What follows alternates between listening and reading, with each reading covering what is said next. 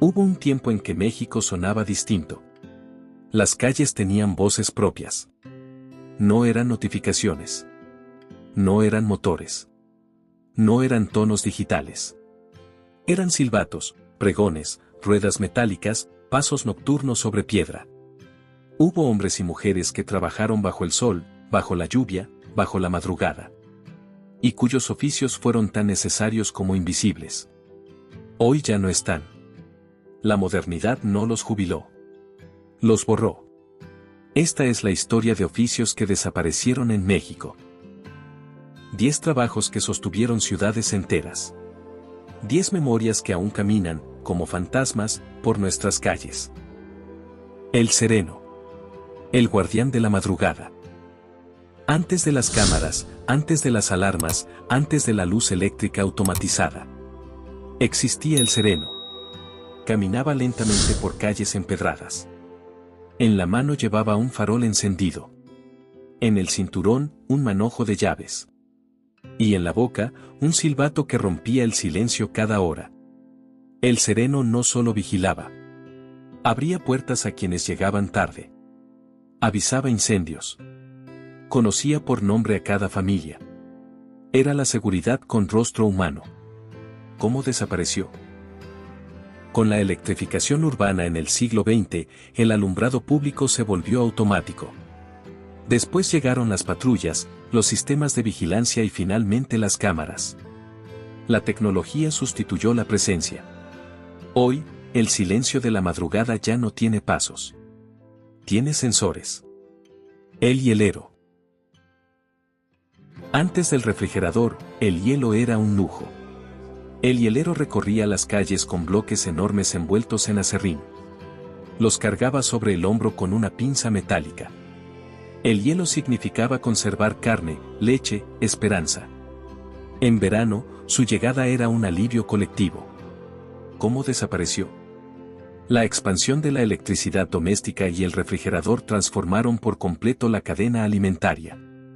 El hielo dejó de ser transportado y empezó a fabricarse en casa. En algunas comunidades rurales todavía se vende hielo, pero ya no es un oficio ambulante. Es distribución comercial. El afilador. Su silbato era inconfundible. Un sonido agudo que anunciaba algo que hoy casi no existe.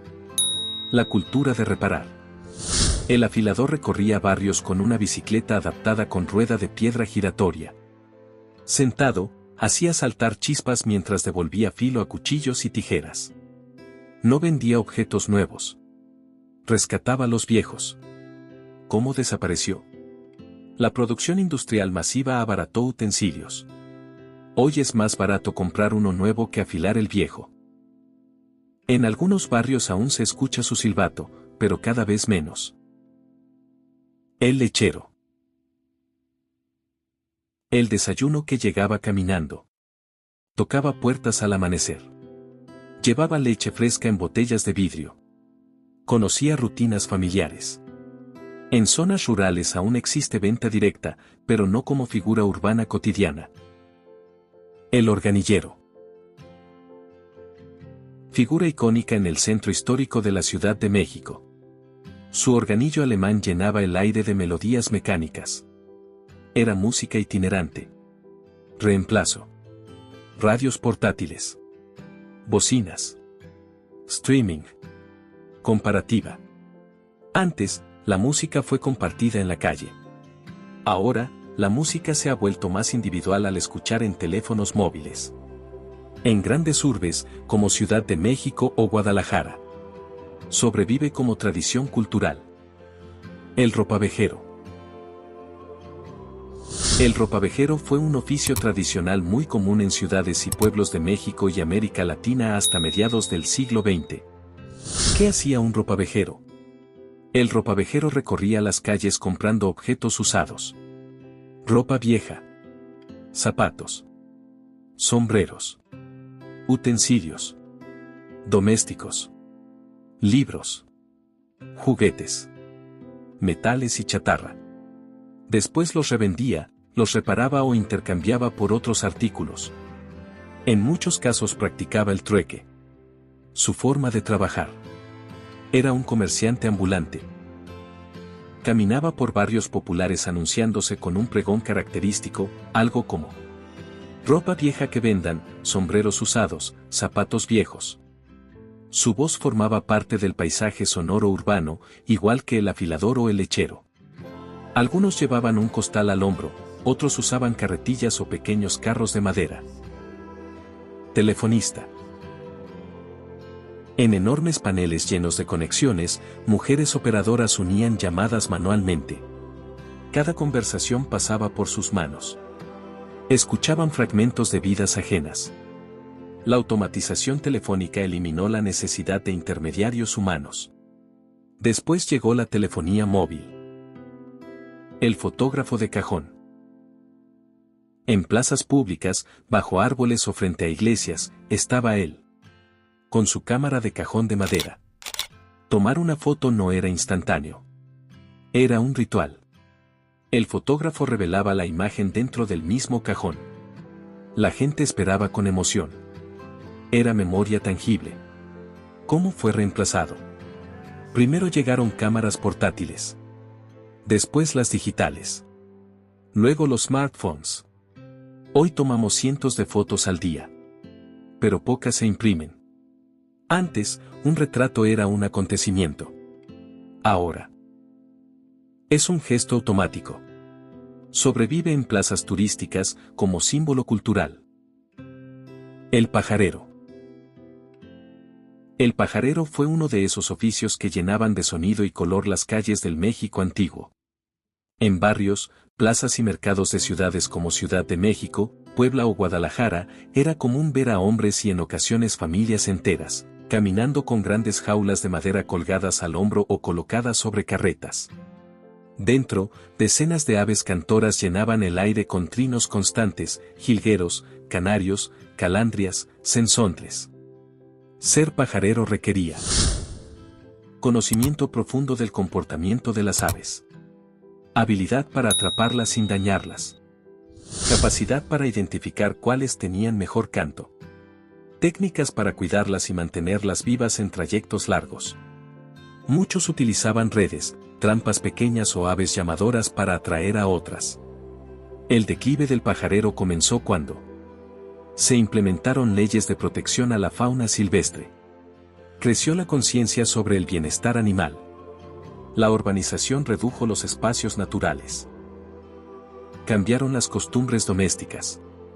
Con el tiempo, la venta ambulante de aves silvestres fue regulada y en muchos casos prohibida. Ascensorista. El ascensorista fue un oficio urbano que hoy casi ha desaparecido, pero que durante buena parte del siglo XX representó elegancia, servicio y modernidad. El ascensorista era la persona encargada de operar manualmente el elevador en edificios públicos, hoteles, hospitales, oficinas gubernamentales y grandes almacenes. Antes de que los sistemas fueran automáticos, el manejo del ascensor requería precisión.